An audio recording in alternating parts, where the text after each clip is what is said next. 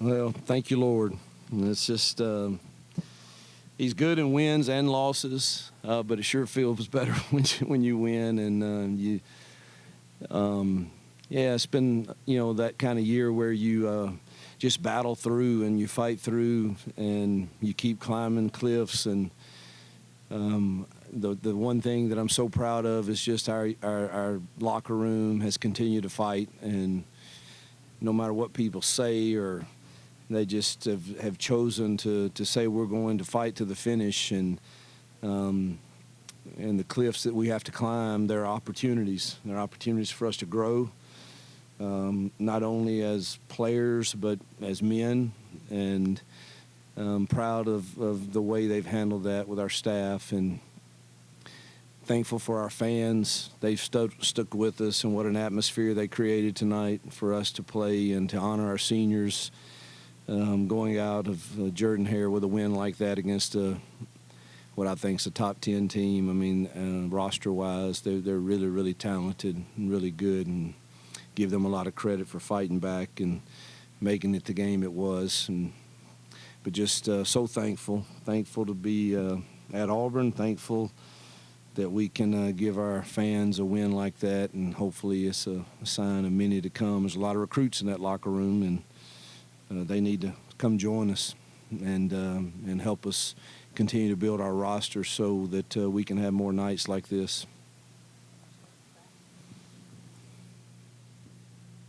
Coach, what can you say about Ian Vachon tonight? I hardly ever. I don't know if I should. Well, I hardly ever say anything to kickers, particularly when they miss. I don't know how to coach kickers. I don't.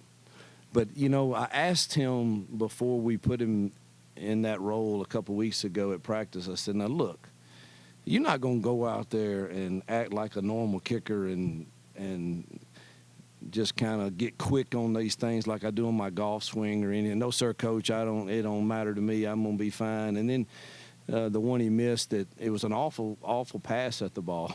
And I don't know why, but I said, "Dude, that was the worst pass at the kick I've ever seen you make." He just shook it off, and God, what a bounce back, and just so proud for him. And obviously the snapper, and one of the holes was a little iffy too. I thought Oscar did a great job with getting it down. So can't say enough about Ian. What a story. Football gets canceled at his college. We get him out of the classroom and give Tanner credit for that. And here we are with a guy hitting some really critical kicks for us. You've been in similar spots this season against Cal, Oklahoma with the ball at the end, but you got it done tonight. Like, what do you think was the difference? What was that extra stuff you had tonight to be able to get it done in the clutch moment? Well, we've gotten better, and our young receivers have gotten better, and Peyton's playing better, and we're taking care of the ball for the most part. But I do think there was I don't know. I think our kids have started playing with more of a will to win and believing that they can.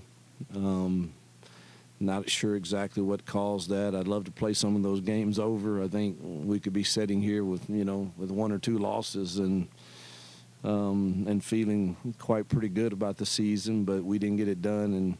But we did tonight, and against a really good football team. And I can't say enough about our seniors. I thought Peyton laid it on the line tonight for our team, and thought Jarquez, of course, did, and all the seniors. I'm gonna start mentioning them, and I'll forget somebody. But J Mac played his tail off, and has to be tired because we played a lot of snaps, and just I don't know. I probably didn't answer your question, but thankful we found a way to win. Hey, Hugh, just a question about a couple plays back-to-back. The first one was it looked like a no call on an incompletion to Keandre, and then the next play there's an OPI called on Rivaldo. Just wanted to ask you, I guess, just what the explanation was from the officials on those plays. I don't know if I've ever wanted to fight so bad. I really wanted to fight at that moment.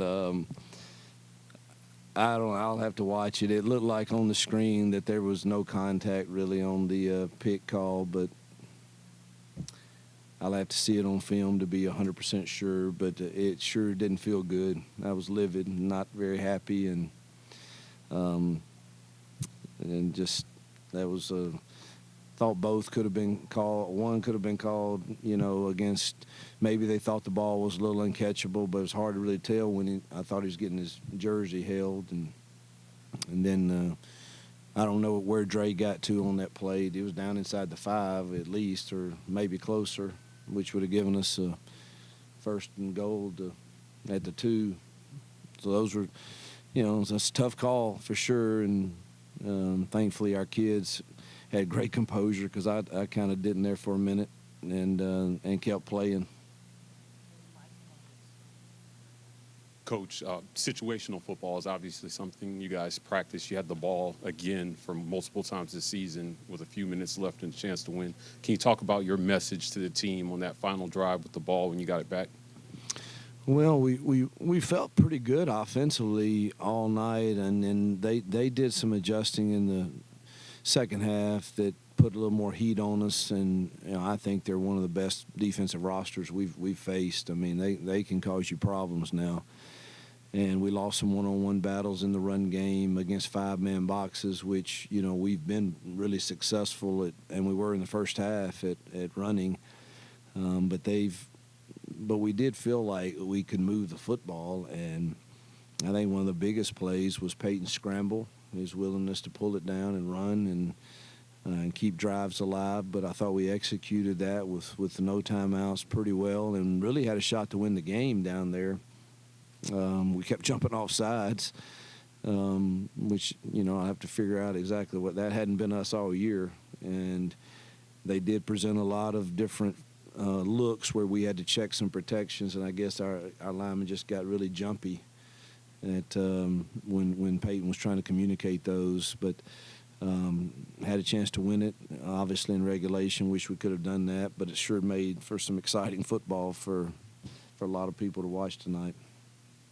You talk about offensive line, but you guys had almost 500 yards. You're able to run it, have a 100-yard rusher, 200-yard receivers, and a 300-yard passer against this A&M team. Yeah, that hadn't happened much against this team. And, that's, again, offensively all year we have not produced the numbers that match what our average per play is. And it's hard for me to put my finger on it, but certainly Peyton is playing at a higher level, and our young Cam has gotten better and better at understanding coverages and how to run routes. And of course, Dre's been as solid as can be all year long and is a heck of a player. And got to keep bringing Malcolm and Perry and some of those young ones along. Malcolm, the moment tonight got a little crazy for him. He made a couple MAs early that hurt Peyton, truthfully, in the passing game. And I thought Robert stepped in and played really solid too. So we've put up some good numbers at times this year, particularly per play, and just hadn't matched the scores. And it's good tonight that it did. Hugh Jarquez in his last home game here, 28 carries, 3 touchdowns. He has a couple of huge, carries there on that last drive in regulation. Yeah. Just what does that say about him and just the way he's fought all the way to the end here? Just he's a fighter, workhorse, Auburn man. Has represented a program in the way you practice and prepare and play. He's a joy to coach, and we're gonna miss seeing him run around in this stadium for sure. And but glad he can go out like he did tonight, and he was one of the warriors that made it happen. Coach, how does a win like this help propel you guys momentum-wise with still trying to win out, and you guys got to head next week to Tuscaloosa for the Iron Bowl?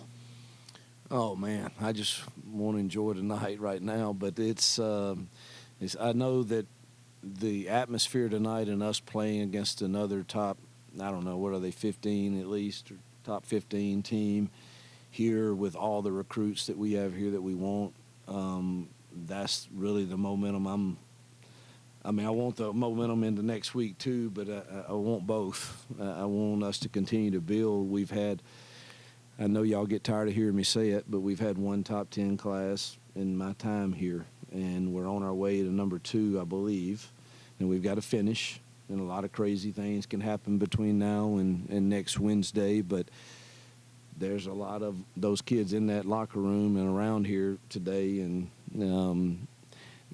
a night like tonight can't hurt that. And yeah, it'll give us more confidence going into next week too, to go on the road and play another quality opponent. Coach, last week you talked about how your defense is just different since DeMarcus Riddick has kind of emerged. He had some really big plays tonight. Late in the game, it didn't look like he was on the field a couple times. Is there injury issues or something he was banged up with?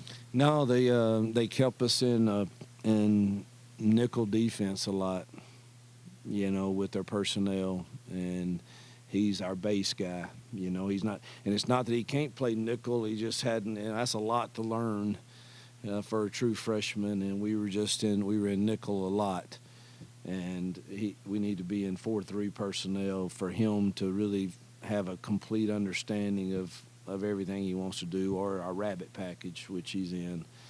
And we've kind of, DJ and them have done a good job getting him ready to understand those two things. And I think trying to put too much more on him, but it was really them keeping us.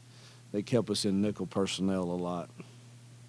They were in a lot of 0-2, 0-1 some weird personnels tonight. That really, I mean, seriously, we weren't really. They hadn't shown a ton of that, and they stayed in a lot of it toward the end. You giving up 21 straight points. What did you kind of say to your team, and what does it say about them that they didn't quit? Well, I told them at halftime that easily could happen. I mean, this league is. I don't know if y'all are watching this league, but it's pretty brutal. It's a tough league to play in, and I don't. There's no game that's over, and you knew that they had players that would make a run, and if we don't, it wasn't going to be easy.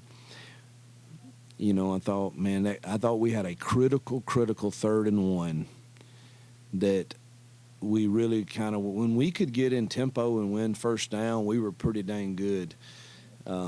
And we had a 3rd and 1, the second possession of the third quarter, I believe, and we'd